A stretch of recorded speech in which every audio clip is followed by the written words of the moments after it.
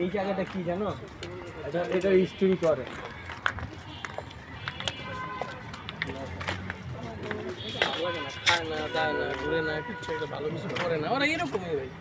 খাবার দাবার গিয়ে খাওয়ায় বিরিয়ানি খাওয়াই